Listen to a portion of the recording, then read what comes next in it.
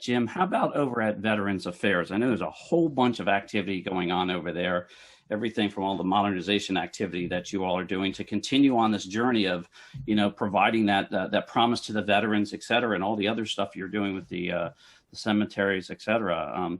Why don't you highlight, sort of a specific area that you'd like to put a spotlight on for an accomplishment for this year? Yeah, sure, Luke. Thanks. And great to join all my fellow colleagues here this morning. I guess the first thing I'd say is one of my favorite sayings is luck is where preparedness meets opportunity, or in this case, where it meets a threat.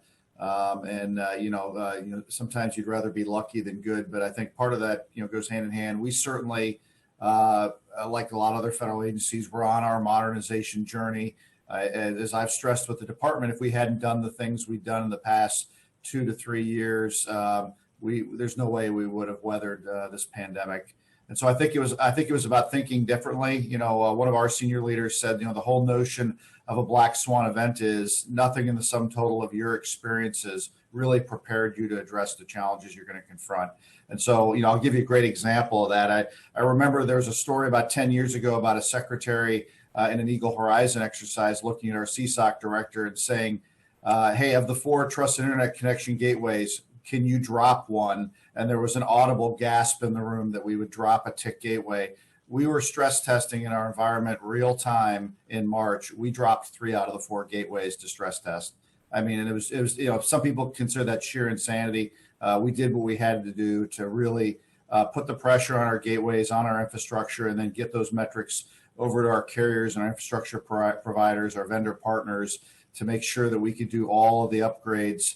Because again, VA was, unlike other agencies, VA is largely an on-premise agency delivering care, benefits, and memorial services. And so this was a major, shift in terms of workforce and how we delivered.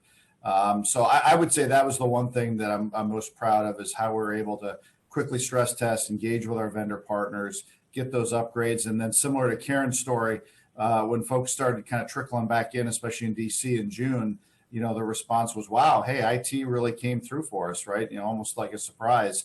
I think, the story that I continue to tell in the department is those gains are perishable, right? We need to continue to modernize, continue to upgrade our infrastructure and invest. The other one, I know we don't have a whole lot of time, but I'll say is also impressed with what we did around telehealth.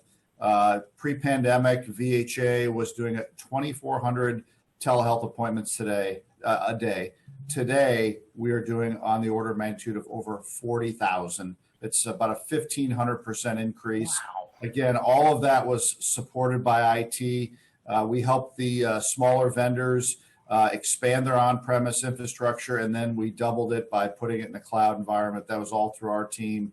And again, really a tremendous effort that I think everyone on our side is very proud of.